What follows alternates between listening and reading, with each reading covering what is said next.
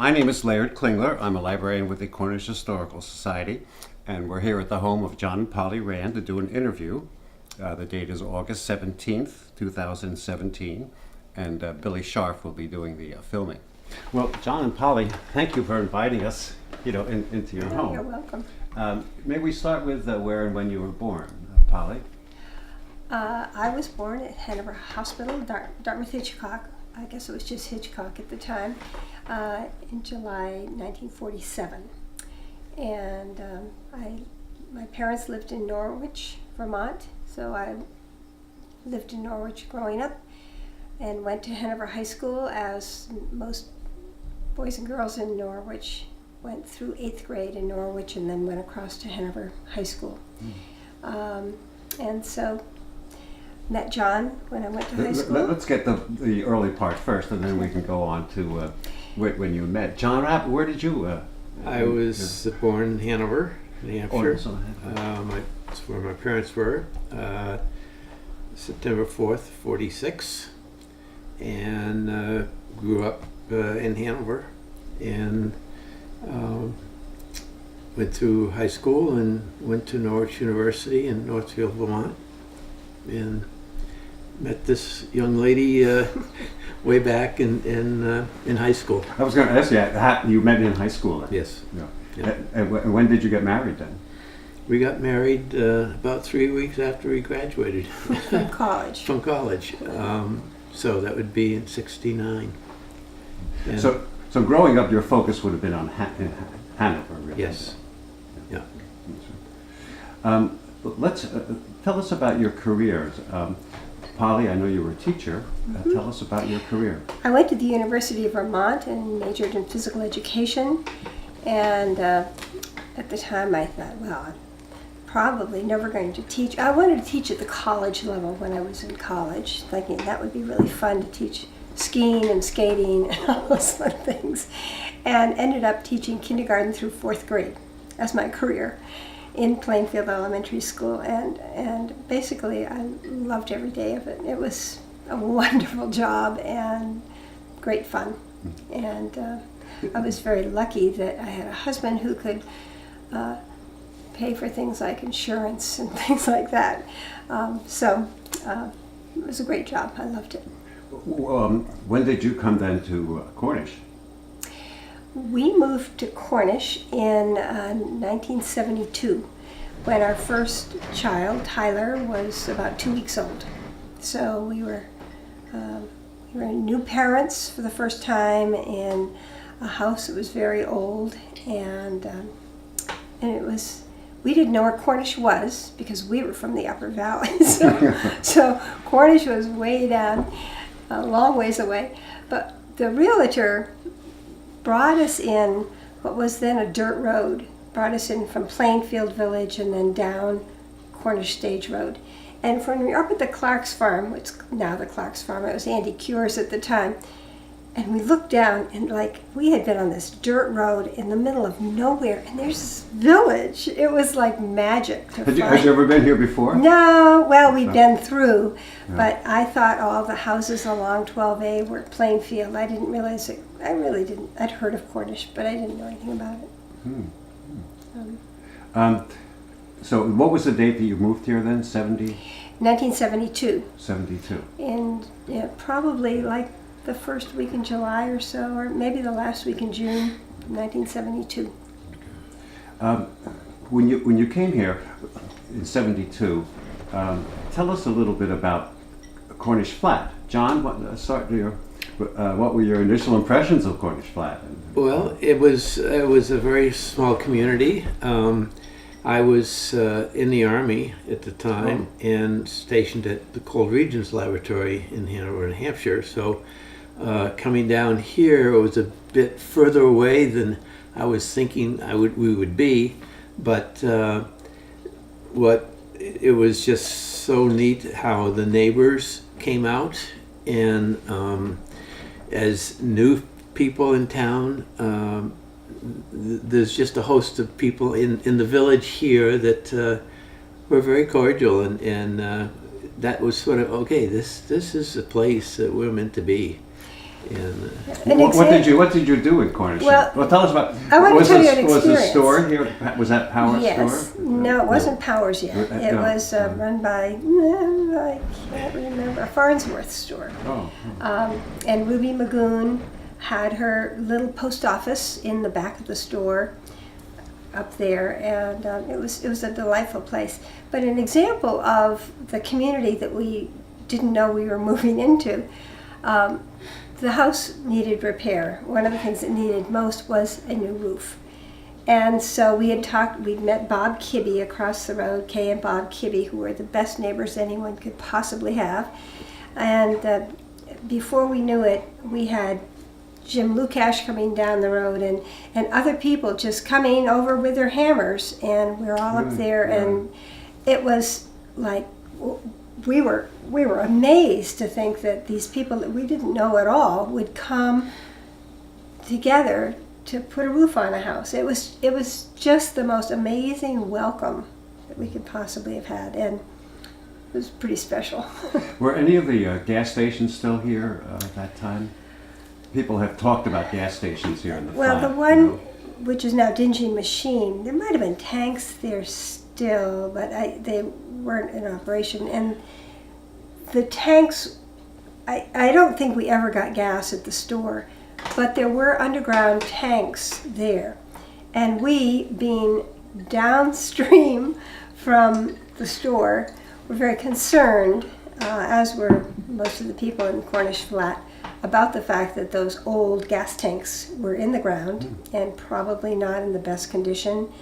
And so when they were removed, much as it's really nice to have gas in the neighborhood, it was much safer to not have the issue of the potential leakage and our water supply being damaged. So there was a store, the post office, the machine shop. It wasn't dingy. It was a garage. That was a garage. Yeah. Atwood's. There was Atwood's father, was it? Yes. Yeah. Yeah. Yes. John, you mentioned 72, of being a Creole. That's also Vietnam period. Yes, it was. I graduated in '69 with a commission in the Army. Were you ROTC? ROTC through Norwich University, and so when I graduated, we were all getting orders for Vietnam. We knew what was in front of us. I had the opportunity to extend a year and take the first year off and still in the Army, but on leave, if you will. And that summer that we got married, I'd been a sailing instructor down in Marion, Massachusetts, near the Cape at Tabor Academy. I was there for a number of years teaching sailing, and I was going to bring my bride down and teach her how to sail. Well, that didn't work out quite the way I was hoping it was going to. But anyway, so we spent the summer there, and then I had a opportunity to go to Portsmouth Naval Shipyard as a mechanical engineer, and for 6 months I was working on seawater ball valves for the submarines and the purchasing of those and making sure that they meet the criteria. So a year went by. We lived in Kittery, Maine at that point in time, and then my year was up, and I got orders to go to Fort Meade, Maryland, to go through a basic military training activity. Fort Belvoir, yeah, I'm sorry. And so at that point in time, at the end of that 3 months, Polly was down in Washington with us in an apartment. I got my orders for Vietnam. And so it was about a 3 or 4 week period of time before I was to deploy to another military base. And I saw on the day board an opportunity for 2 mechanical engineers to go to a research laboratory in Hanover, New Hampshire. And I took a look at that, and they didn't really describe much about what that job was going to be, but it certainly was an opportunity that I really shouldn't pass up, given the circumstances. So I applied, and I was accepted into that position. So I had a 2-year stint at Corel, conducting research in the Arctic and the Antarctic. That was the scientific side of the activity. The military side of that period of time for me was being the notification officer or the survival assistance officer for those people that were killed in New England. So there were 26 junior grade officers that had this responsibility, and we rotated the task of going to the parents and explaining the situation. So that was a negative Did you side. have to inform them of the death? Yes. Well, there was 2 different people. A notification officer, which is the person that comes up and knocks on the door and tells them that their son or daughter has been killed. And then you're there with them for a period of time, and then the next team comes in, survival assistance people, officers, and they come in and work with the parents and how the body. Now that's what you did, the survival. I did both sides. You did both sides? You do both sides. You switch off, and so that was a task that must have been very difficult. Very difficult. So 2 years went by, and I had yet a 3rd year to pay to the Army, and so I was back in the line to go to Vietnam. And at the same time, I had applied for a civilian position at Corel as a mechanical engineer, and the senior people up at the lab said, "Well, you've got your orders. Report to Fort Devens." This was on a Friday, and we'll see what happens. And we go down on Friday, me and another officer, and they closed up for the day. We couldn't get in to get our orders. They said, "Come back on Monday." We went back to Corel and saw the executive officer and said, "Well, it looks as though we're going. We need to go back Monday to understand where we're going." And he says, "Okay, well, you have your orders." And so we went back down on Monday. Sorry to make this long, but No. we go in and they send us up to the commanding officer at Fort Devens, and the guy said, "I don't know what you did, but he wants to see you." And so we go up, and make a long story short, says, "Corel needs you more than I need you. You're out of the Army." So Out of the active. out of the active Army, going to an Army research facility. And so that whole process was going on. It was happening when I was pregnant and we had bought this house. So all of a sudden I was going to move into Cornish, where I didn't know a soul, pregnant, and my house needed work, and my husband's going to be in Vietnam. It was a little... You know what you're saying, it resonates with me because I was in Army intelligence, and I got assigned to Vietnamese language school. Oh. And when you get assigned to that school, there's not too much doubt where you're going next. Right. And we were assigned to Fort Bliss, Texas, but the Pentagon changed our assignment to Virginia, but they didn't tell us. So we all showed up in Texas, and by the time they figured out where we were, the school had started in Virginia, so we all had stateside assignments. Yeah. So, there were things happen in the Army. You know. Right. Yes, they do. Yeah, interesting. Yeah. So then, I spent 30 years. I want to get more to your Yeah. expeditions later. Now, Polly, you were a teacher. Was it in Plainfield all the time that you taught? Well, I taught first aid. I taught a lot of first aid back in the 70s and 80s. First aid and CPR. I did a lot of that teaching just to the public. And I also taught at the VOTEC, but only for 1 year. Claremont? In Claremont. I taught the nursing students some basic first aid. And then I got the job in Plainfield. And how long did you teach there? 22, 20, 22 years or something like that. 70, Oh, really? 24 years. And what maybe. location then? I mean, Plainfield Elementary School, kindergarten through 4th grade, I see. 3 days a week. It was a great job. I loved it. It was so much fun. And when John was ready to retire in 2002, well, one of the times John was going to retire, I said, I want to retire with him. So at that time I left the job, but it was a wonderful career. I want to get later to changes in Cornish relating to the declining school enrollment, but when you were teaching, I would imagine the enrollment was fairly high. Oh, yes. Yeah, it started out with like 300 something students, and Really? they're declining. Yeah. We'll get to that more, your views on that. And John, now we all know you for your polar expeditions, so I'd like you to talk a little bit about your assignments at the South Pole, right? Well, I had assignments in Greenland. Oh, Greenland also. And on the North Slope in Alaska, and in later years, a lot of time in Antarctica.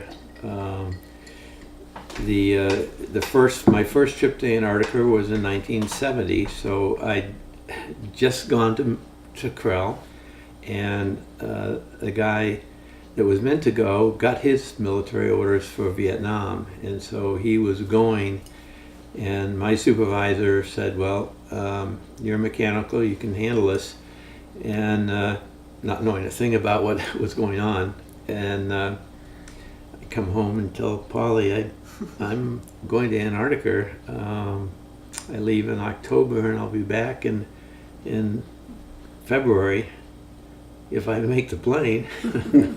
Because, and anyway, so that was a long haul. 1970, we were in the first IGY station. First station at South Pole was in 56, 57 time period, and we're now in 70, so 20 odd years that station had been getting buried and buried and buried. And when I went there, I was in a Jamesway down about 20 feet below the snow surface, and we had walkways that you'd walk down, and they're reinforced with cribbing so that the snow wouldn't cave in on you. But you were basically down underneath the snow unless you had things to do on the surface. And then you'd walk up this flight of stairs, and you're out there, and it's in the summertime it warms up to maybe 30 below. In the wintertime it's 130 to 150 degrees Fahrenheit. And so that first year season on the ice, it was a Navy base. The Navy was running it, and there were 6 researchers, and none of which I knew, and so you get to meet them and you live with them, and we help each other out as we have problems, and my first task was to deploy a device that would penetrate the ice using thermal heaters in this long tube, and periodically I was to shut it down and to take all sorts of readings dealing with the snow and ice. Snow initially to about 200 feet, and then you have about 9,000 feet of ice below you.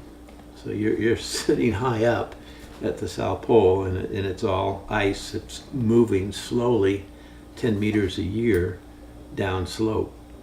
And so the work was interesting. I had a failure of the system about 2 months into my activity, and so the third month I was trying to recover. I couldn't recover it, so then I was trying to do the diagnostics of what was possibly going wrong, why it wasn't working, and so it was a long season with a lot of disappointment, but some data was obtained, and Can you tell us about, for example, why are we there? I mean, what is the mission? The mission- Why would the military be there, for Well, example? the military was there in the 50s because they were the only resource that the U.S. Antarctic program had to deploy people that would be capable of building the infrastructure you need to have a station at 9,000 feet. And for about 5-6 years after my first trip, the Navy left the program, and the National Science Foundation went out and solicited contractors, civilian contractors, to go down and do the work that the Navy was doing. And so it was a different boat. But the means of transportation on the ice is really by aircraft, and the aircraft was the Navy aircraft, C-130s, and there was no other resource available. So we kept the C-130s, or the National Science Foundation kept them, but gradually that too went to the Air National Guard up here in Schenectady, New York, and they took over that original Navy activity. And why we got involved in Antarctica is a very lengthy story, but there were a I think lot most of... people would want to know, I mean, why are we there? It's to conduct research in polar climates. I think any scientific activity also occurs down there in a much harsher environment. At 10,000 feet at South Pole Station, in the wintertime, you have a very clear view of what's out there in outer space. And so you're looking at that activity. You could be looking at the movement of the glacier flow if you were a glaciologist. There's How about global warming? Can you? Did you see evidence of that? You know, early on, it was very difficult to see that, but in the last 10 years of my activities on the ice, it's quite noticeable. It is. And there's a lot of research being done on that very aspect. But you know, I'm no expert in that. But you saw evidence. Oh, absolutely. And I mean, it's all about science. There's no other reason why any country should be in Antarctica unless they're conducting research. Are we the only ones, the Americans? No. Are there other There's a countries? treaty. There's a treaty. The Antarctic Treaty, and I don't know how many countries now are involved, but it's like 25 or 30 countries that have some form of research going on. The Russians have on the order of 4 or 5 stations, 3 of them along the coast and 2 inland. They're at a much higher altitude, 14,000 feet. And having been there once, that's very difficult to climatize to. You know, with the speaking of the people who work there, were they all male? Initially, it was when the Navy was running it, but very quickly in that transition to having a contractor come down, females were involved, and today I would say it's almost a 50-50 split. Is it? Interesting. Yeah, yes. Interesting. I'd like to move now to volunteer activities, and Polly, well, I want to get to John with the fire department, but in the interview that we did with Peter Burling, he praised you a great deal for apparently there's a smoke test that you have to go through in full gear, and he said I would not have gotten through it without Polly Rand. Well, we were partners for that part, I must say. Yeah. So Very well, memorable. I want to get to John, you know, as chief, but Sure. but tell us about your activities with the fire department. Well, as a firefighter, when we moved to town, the fire department was basically all male. There was one certified female, Bill Fitt's first wife. Marie Fitz was the first certified firefighter perhaps in the department, but she was a real member of the department. But basically, Cornish was then even more so a bedroom town, and most of the adult males leave town to go to work outside of Cornish. And Dwayne Allen, as the fire chief, decided that it was important to start beefing up the department and having more people available. And so he got, and I think it was 6 women, and I was trying to think of who exactly they all are, and I couldn't even remember all 6 of us. But so 6 of us were trained by the department. We were given helmets and coats and boots, and we were trained in firefighting, how to hold the hose and about line loss and friction loss and running the pumps and what it takes to be firefighters. We were not officially part of the department. We were sort of an add-on. And I think we mostly attended brush fires and things like that. We were only an adjunct group for a few years. I can't tell you exactly how long that went, but it was interesting, and I found it quite interesting to be part of it in that way. And I really kind of like woods fires and grass fires and things like that. It was that group sort of didn't stay together very long, and then Scott Kearns, when he was chief, came here to the house one night and asked if I would like to become a certified firefighter. And so I joined the department and went through the certification training and became a certified firefighter. And I really enjoyed firefighting a great deal. But Any particular fires that stand out in your mind? Oh, that yeah. I'm thinking of Pearly Welch's immediately comes to who mind. was that? Pearly Welch's, the house up here just beyond Dvorak's, up on the ridge where Gar has built some nice houses up there. Are you talking about East Road? East Road, right. That was a Thanksgiving. If it wasn't Thanksgiving Day, it was very close to Thanksgiving. We were sitting down. Because we were sitting down having a big formal dinner, and you could see the fire from here. But I remember Bob Rice and I really, there were some issues in that fire that were unique, and it was challenging, and I really enjoyed it. How long were you on the department in that capacity? As a regular firefighter, I honestly can't tell you. I'm going to say maybe 10 years. 10 years. But I'm gonna guess 8 to 10 years. 8 to 10. But my asthma started in and got worse and worse. The certification class was really why I felt comfortable being a firefighter.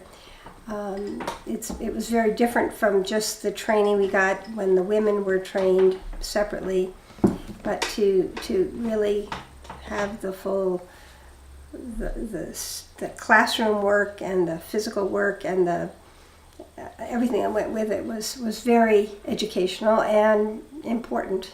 I think it's a really worthwhile class to Now, take. John, you told me this one time in the past, and you becoming fire chief, there was a link to when you first moved in here, when all the people came to help you. Yes, that was a lot of firefighters were in that group, and I had been asked by several of them, both neighbors on both sides of me, of when are you going to join the fire department? And it took a while to say, okay, yeah. At the time I was still in the service, and I wasn't going to be around much because of my activities, but I finally joined, and I can't remember whether the date, 74 maybe. But the thing that during those early days, Polly ended up taking the lead on the formation of the Cornish Rescue Squad, which was a part of our emergency response is having medically trained people in town to be able to do it. And Polly ended up being the first president of the rescue squad. Yeah. So- Okay. Can we just, I want to finish with the fire department, Yeah. you know. Yeah. with you. Okay. And so, I was working at Krell, and during the days you'd hear through pagers that there was a structure fire, and it got so I had to determine what would pull me out of my work at Krell, and structure fires obviously would. So, as Polly said, all the adult males are not around here, and but then I think later, and I don't remember the year that I became fire chief, but it was 86. 86, yes, 86 to 91. I was fire chief, and I took over after Scott Kearns. That was a challenge, a lot of responsibility. You have a crew of, at that point in time, there were about 37 firefighters in a department, and we were at the point where we had two stations. We had the flat station, and then we had the station down by the school. And before that, actually, one of the stations was up at the town garage area. We had a fire truck up there. And Ed Lawrence was very influential. He was an assistant fire chief for many years. Would that have been Dale Lawrence's Dad? Father. Yeah, father. And yes, and so and he was really the one that was integral in getting two stations. I mean, before it was just here in the flat, and if you had a fire down the other end of town, it's a long time for us to get down there, and so it's important that this town maintains two stations so that you can respond a little quicker in that initial attack, whatever it might have to be, depending upon the call and the nature of the issue. But it was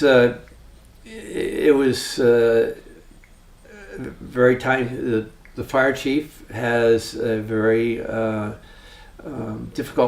is in a very difficult position because when you have a structure fire, you bring in outside resources to help you in developing the root cause of the fire, and was there foul play or not.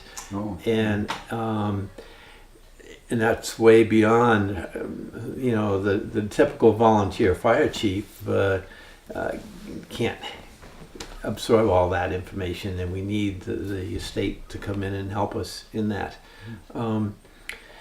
It's challenging. It remains challenging, and the biggest point, I guess, in this discussion is that we are losing resources in town because of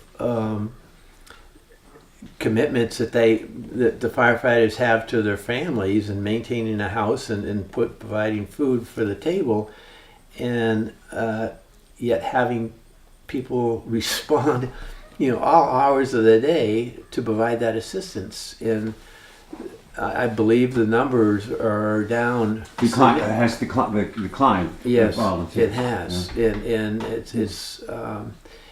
it's just people have to first think about themselves and living here in town, and so Bobby and the selectmen have a challenge here in the future. Bobby, explain Bobby. Bobby Rice is the fire chief, and is doing a great job.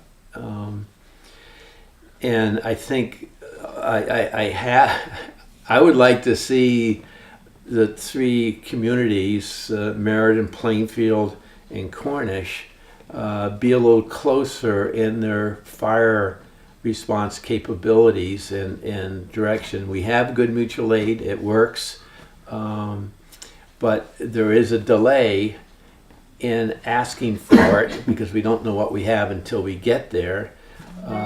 And I would like to put forward perhaps a different plan in the future. I haven't thought a lot about it, but there's a need in the future for better EMS fire safety in our towns. Coordination? Coordination and more coordination and being able to have the resources respond quickly and with care and knowledge of what they're doing, and getting this whole certification process. It's 260 hours plus for somebody to volunteer to take these classes, and when do they have the time to do that?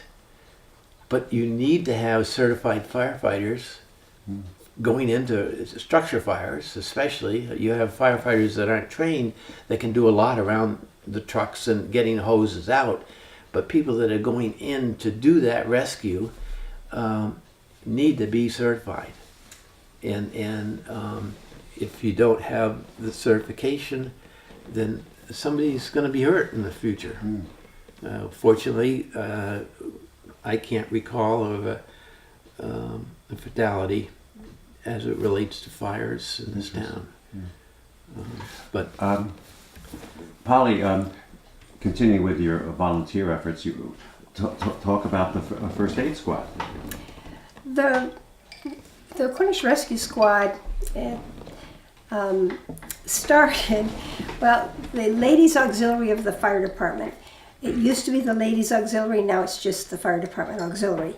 But at the time it was a group of usually wives of firefighters who would get together once a month, and we would figure out ways to support the firefighters at a call, bringing food or whatever, and also earning money.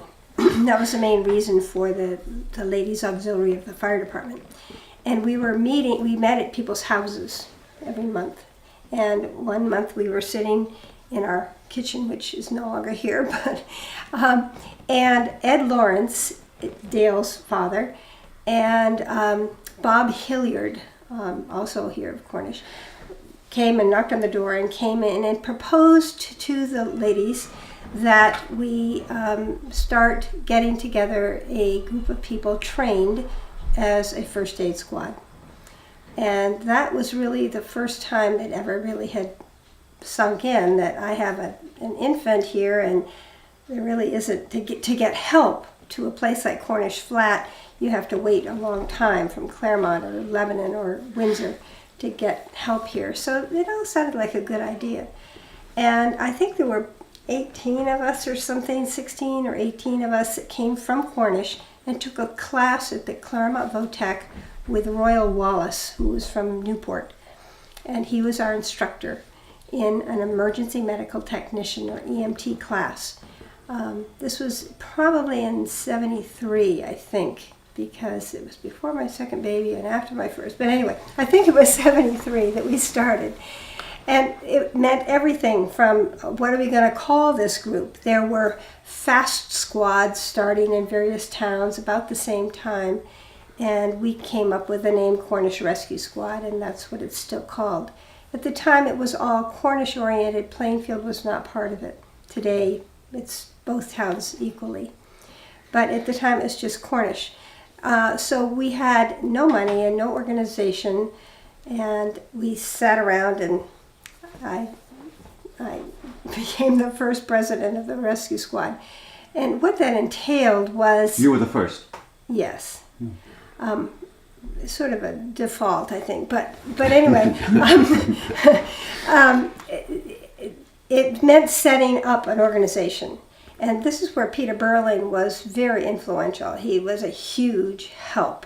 He is the one who gave us bylaws and helped us set up an organization and how it's going to be run, and rules and regulations, and included anything the state may have, which didn't have much at the time as far as rules and regulations that we had to abide by. So he really was very, very helpful. We spent many hours going over the way things should be. Why it was set up this way, I honestly can't tell you why we are separate from the town. We are separate from the fire. We were set up separate from the fire department. However, Dwayne Allen, as the fire chief, was extremely helpful. in helping figure out and how to get help for the rescue squad getting started. Communications, for example. How are we going to find out that somebody needs help? Who do they call? How do we get the call from the dispatch to us? We had no radios, we didn't have plectrons, we started with nothing. Our equipment was mostly civil defense boxes of supplies that had probably been stored from World War II. I'm not sure of that, but something to that effect probably. We had ace bandages and triangular bandages and things that were just sort of leftover, old stretchers and things. Well, now we had a problem. Where are we going to keep the things? So the very first, I hesitate to call it a station, the very first shed, the very first place we stashed all this stuff happens to be the chicken coop next door at Clark's. It has been many things over the years, kids' Ford and a chicken coop, but at the time it was an empty milk house left over from when Fred Sullivan's parents, I think, lived here. But anyway, it's a little tiny building. It's even been an ice cream parlor for a while. But anyway, that was the very first place we stored things. And then we needed more space because actually Alan Brown, who lives he lived in Connecticut, was working on an ambulance squad, and they had an ambulance they're going to give away. And they gave an ambulance to the Cornish Rescue Squad. It was never used, and it would almost fit in this room. It was just a huge old hearse. But anyway, so where are we going to put it? George Edson came through and offered us a shed, which was where his red barn is now on 120 in Clark Camp. That beautiful little barn was where there was a shed, and that's where we kept the first truck that we had. And then George also, we outgrew that very quickly and needed more space. And then George gave a 99-year lease to put the news station where it is now. So that is actually on Center Road. On Center Road. That is George Edson's 99-year lease to the rescue that was squad. His property. Yes, it is. Yep. So that's how the station ended up there, and that was built by us. Volunteers came and put up the station, and that's where it's been ever since. How long did you serve then with the rescue squad? 25, 30 years. Yeah, I really? don't know. Really? That long? Yeah. Probably. Listening to you talk about Cornish Plainfield Rescue Squad, and then thinking of what John said before about coordination, do you think that model would work for the fire department? Yes, I think it would. There are certain things that need to come to be, and it's working with the select boards of the towns and the fire chiefs and rescue to it's just refine the mutual aid. It's assumed that if we have a structure fire in Cornish, that we will automatically call out. We'll call Lebanon down, we'll call Claremont up, we'll call Plainfield, Meriden, and we'll have resources. We'll bring Mount Windsor comes over and covers the truck. So that is in place, but during the day, we don't have many people around. And that's when, in a daytime type call, if you had an automatic response of the various engine companies that are close to us to come, it might be a false alarm. You pulled somebody out of work that, it was a non-starter. You weren't needed. But I think that the town needs a system to working with the towns to come up during the daytime. At nighttime, coverage is as good as it's going to get. We have firefighters that get out of bed and go to their respective stations and come. But during the daytime, That's the issue. that's the issue to improve upon, serious fire or ambulance type calls. I mean, the ambulance service now, we get Windsor quickly on that side of town, we get Claremont quickly on this side of town, and we get Lebanon coming down into Meriden and down into here if we need resources. So the ambulance service is coming. With certified first aiders, EMTs, and we still fortunately have a cadre of folks that are still in the rescue squad. It's still alive, but they too must be. And I haven't been to a meeting in a long time with them, but it's hard to maintain volunteers in a very important organization to protect our towns. And Interesting. Especially, I think, if I can butt in here, I think especially with the medical, because in order to maintain a certification on a medical line, you need to have constant updates, and you need to go to so many trainings every 3 years or something. I don't know what the latest rules are. But with firefighting, you should go and know your department, know where the strengths are, know where you can be the most useful, and so it's all working together as a team. But in a rescue situation, you really need to go or bring people in for special training. It's even more intense than the fire department. Interesting. Yeah. In terms of other volunteer activity, John, I remember that you were involved with the restoration of the Korea barn. And are there other volunteer activities that we haven't covered with the two of you? Or?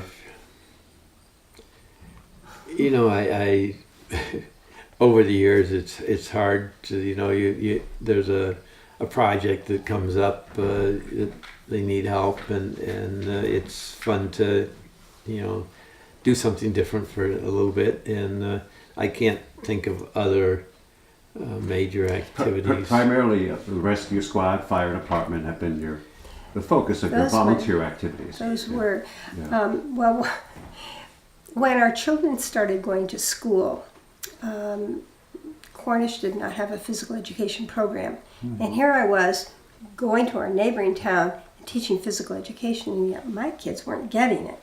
And so I did help to spur on, you might say, a physical education program here in town. In Cornish. I volunteered to teach the kindergarten and the second grade, the same grades my children were in. And they said, no, we can't do that. Why don't you teach K through 4? What that meant, going to the town hall, and the classes were down there at the town hall, and it was very bulky and complicated. Was that before the gym was built? Oh, yeah. I like that. And so it was very nice when Jan Randy took over, and I think it's wonderful that there's a nice physical education program. Several times you've alluded to your children. Tell us about your children. Well, not that we're proud of our kids or anything. Tyler was born in 1972, and he is a mechanical engineer. He went to UNH. He went to UNH and became a mechanical engineer and is working at the Portsmouth Naval Shipyard on submarines. And he has a very good job there. He is married and has 3 children. Johnny is 12, Tommy is 10, and Jules is 9. She just had her birthday. And his wife works for Big Brothers Big Sisters in southern New Hampshire. So they live in Barrington. And our other son, Tim, was born in 1974, and he is married and has 2 daughters. Rebecca is 7, and Ellen is 5, and she's going to kindergarten, and Becky will go into 2nd grade. They live in Bar Harbor, and he is a ranger at Acadia National Park, a full-time national ranger. Oh, really? So it's very nice to have them both in New England. Tim because of working for the National Park Service, he has worked around the country in various national parks. And so I think he is pretty set and very happy to be where he met his wife, where they got married, and where they dreamed of living. So it's Now, your children wonderful. were brought up in this home. Yes, they were. Okay. Now, I know you know, tell us a little bit about this home, for example, this house. The house was an old farmhouse. There was a garage about where the car and truck are right now. There was a two-car garage there. And the house was obviously brick, and then it had a white addition, so it was a one long house. And this part of the house had it didn't have a crawl space. It did not have a full cellar. There was a wonderful beehive oven in the kitchen, a gorgeous thing, and probably the kitchen area that was out here was probably a country kitchen, summer kitchen, and you could see where they had fire rings with different sizes that you could put different pots in, and it was really very a How old do you feature. think the home is? This house is built in 1826, we think. 1826. We have a picture of it in our old photographs of the Yes, election. yes. 1826. This house was built by the son of the people who lived in where the Clarks live now, next door. So this house was put in their front yard, basically. And you can see in the other room, you can see where the petitions used to be and how walls were changed. And we've changed a few walls ourselves. And taken down some ceilings in the brick part. We've replaced all the windows, and we tore off this half of the house. All the white part, all the clapboard house was torn off, and this part was put on in 86. 86, I think it was, that we put this on.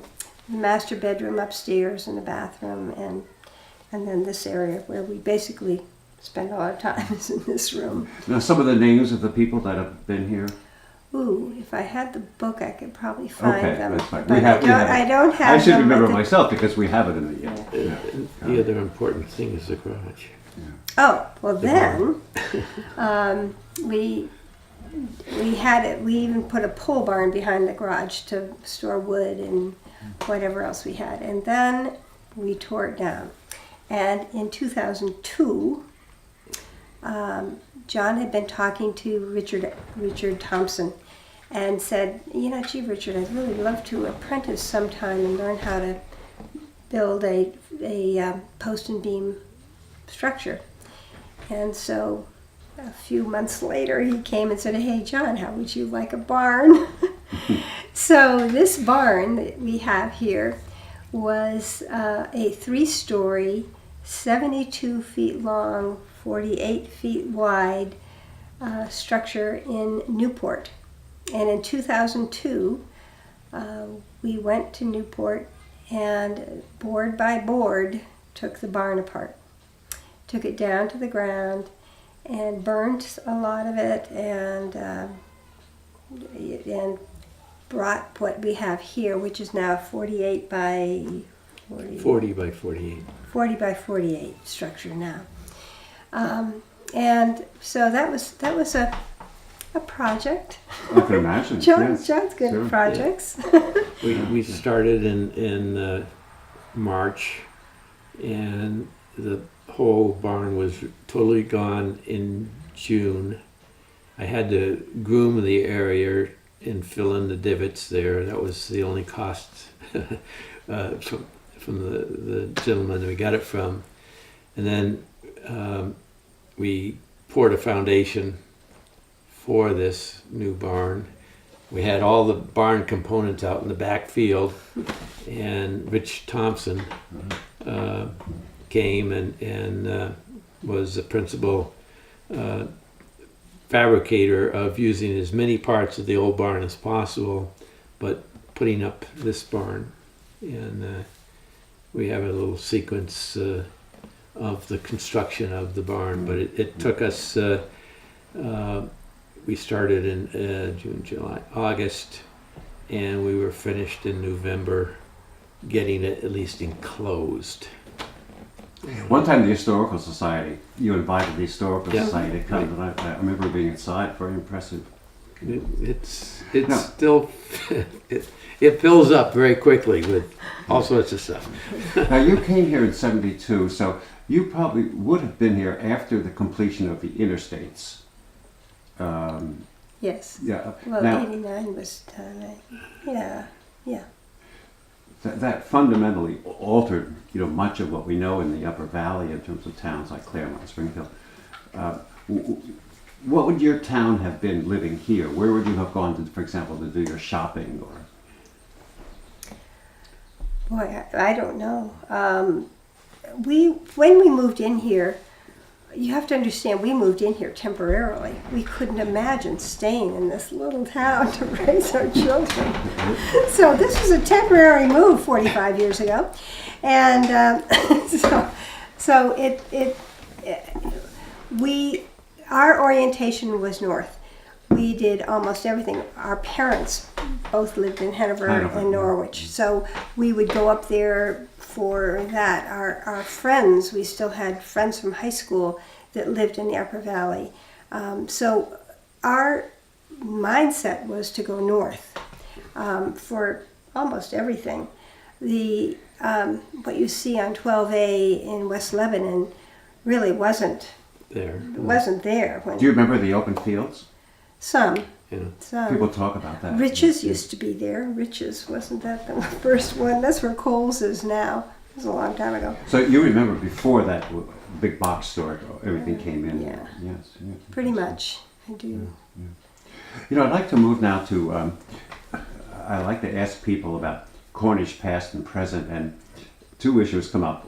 The first one, the roads, how much better the roads are now, but living here in the flat, I don't think that would have been as big an issue, although you did come in on the dirt road. Now, the other main issue, it seems to be, the change has been the decline in school enrollment. Mm-hmm. Now, let's start with you, Polly, because you have a perspective on that being in public education.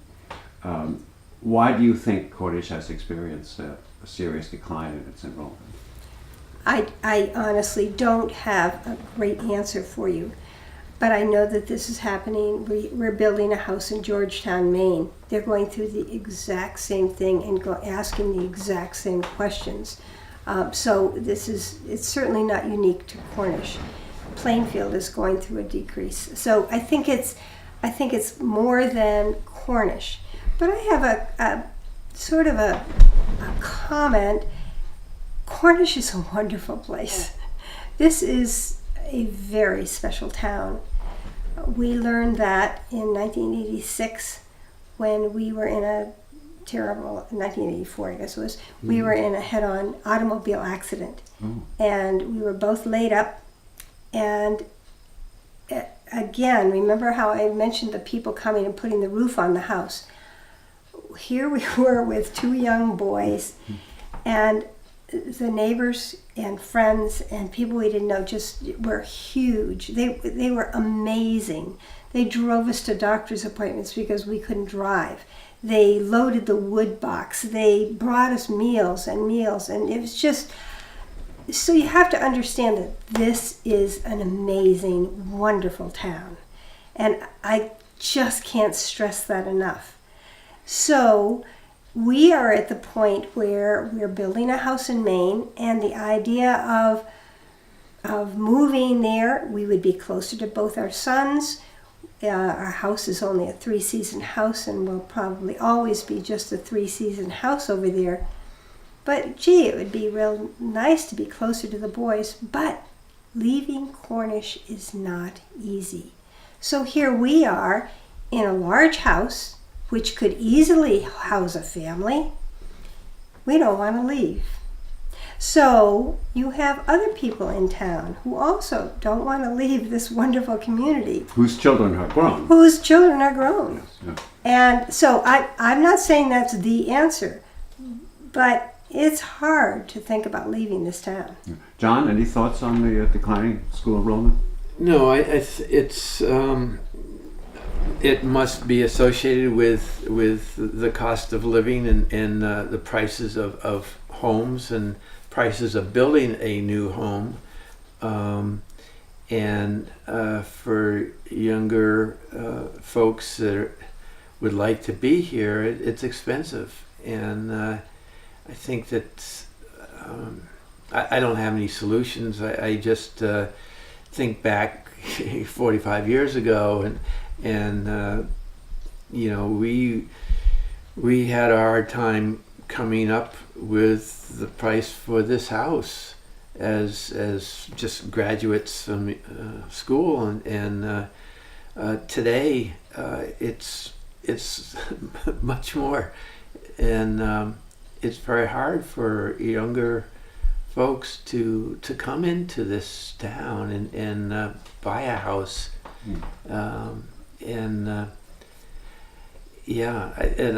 I think that is the issue, is the cost of the houses that are for sale are out of the reach of new families that are just getting their feet on the ground.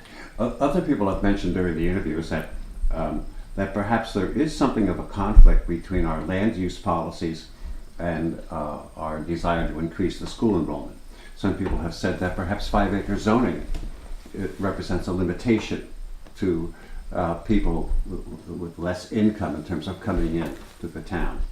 Do you have any thoughts on that? Well, I just want to say, if you have,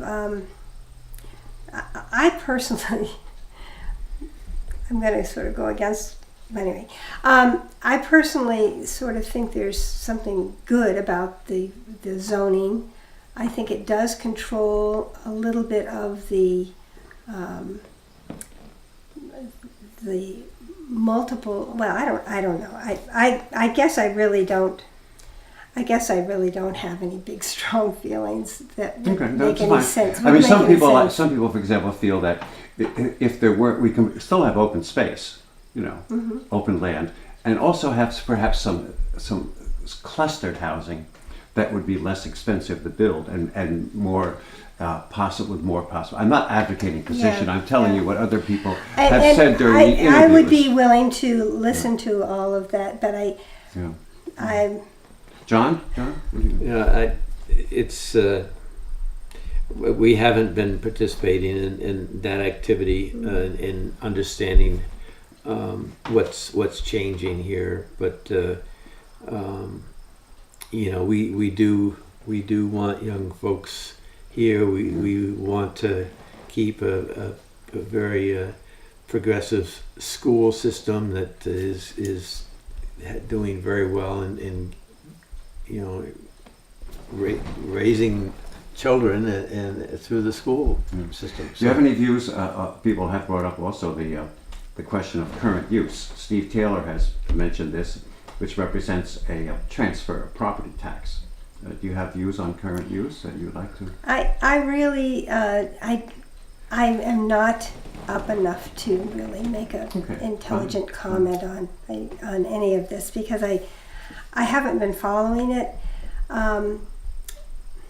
You know, I really can see both. I can see both sides on a lot of these issues, and John, so. what do you No, I likewise. You know, I just haven't been focusing on that issue, and it's you know, it needs to be worked out so that there's a compromise in attitudes and in keeping Cornish alive. We have an acre and a half, so we don't have much. So therefore, well, I mean, for example, there could be more. I'm not advocating. I'm telling you what other people have said. Yeah. There could be more 1 acre lots, you know, in Cornish. That's just a possibility, you know. But let's maybe one thing I do want to focus on at the conclusion. You know, you're building another home, you know, in Maine.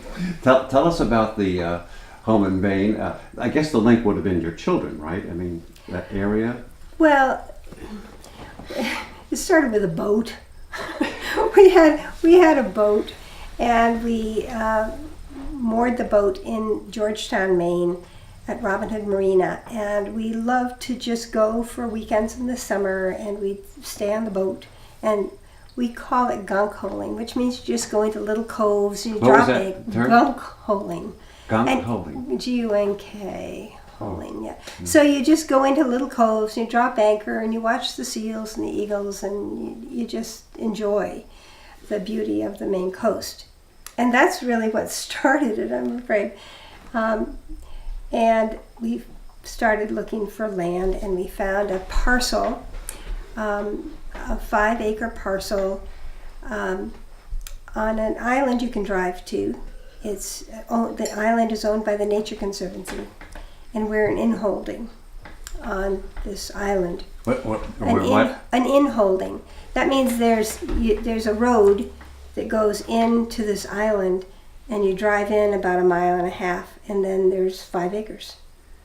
So you're surrounded by woods, and you're surrounded by the Nature the Conservancy. Nature Conservancy owns the rest of the island.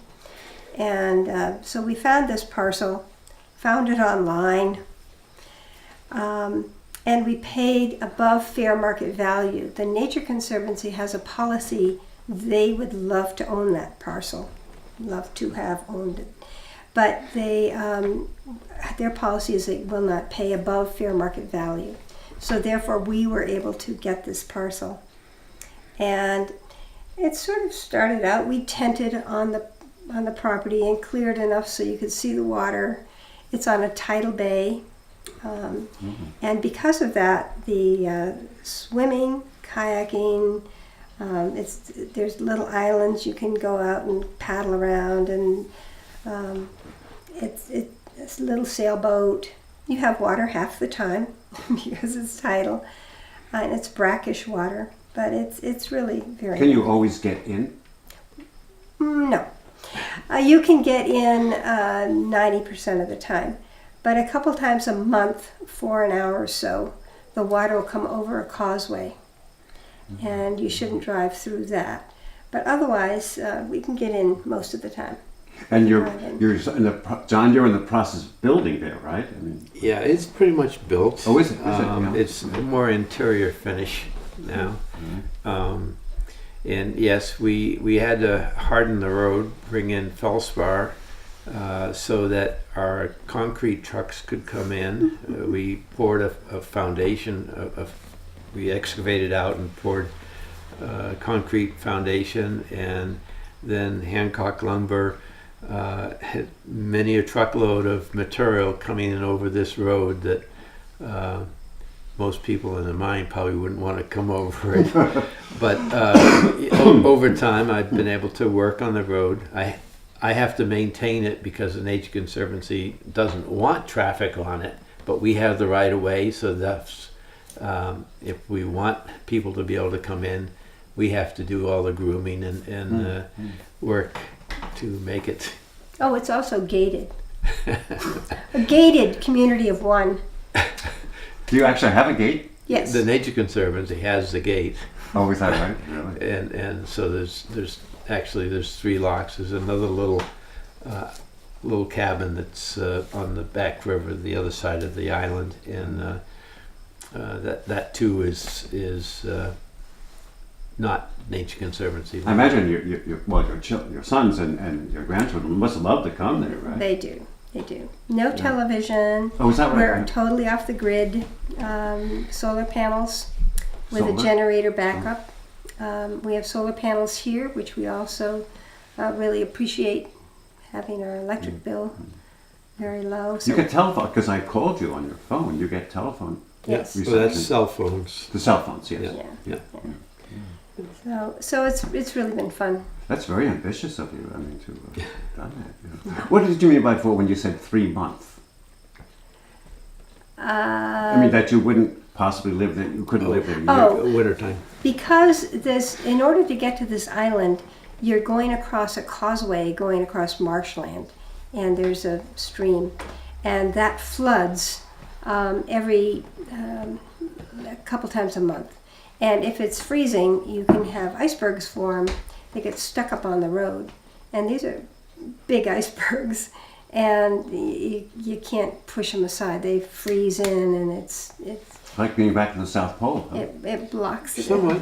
A little easier to deal with, but So Well, they're very ambitious. Yeah. So it's really fun. But it must be a wonderful place, though.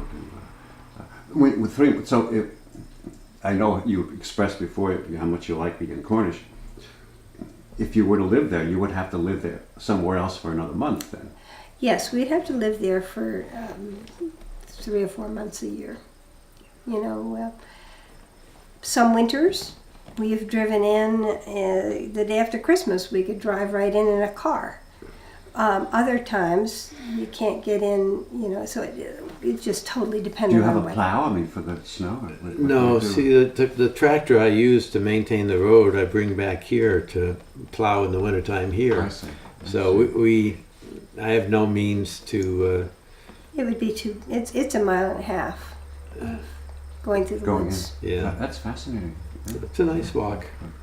Well, you know, I think I've covered the things that I wanted to cover, and I wanted to say if you would anything you would like to add that we haven't gone over, or No, I have nothing. This has been very interesting, and I have enjoyed what we've seen in other shows, and it's. I want to commend you, both of you, on your efforts in this. I think it is really a special part of the history of Cornish, not necessarily today's discussion, but putting them all together and giving people an idea of what Cornish is like in 2017. oh, thank you. So well done. You know, one thing I would like to, Billy, when we conclude here, and there's a wonderful painting on the wall. And Polly, could you tell us about the painting here? If Billy could get that. This is a painting done by Toby Bartles, who lived in Meriden. And I'm not exactly sure where he calls home right now, but he came here and did en plein air. He stood there and got our garden and the back of the church, and we liked it very much, and it was in a display at KUA after he painted it, and John bought it. So it's a very fond. It's quite striking. I think it's lovely. You have that, Billy? And you can also notice to the side of the painting. These are all the grandchildren. I gather, yes. all right. Oh, yes. So very. Life revolves around the kids. Well, thank you very much. And I always turn to Billy at the end of the interviews, and I always say, "Well, Billy, that's a take."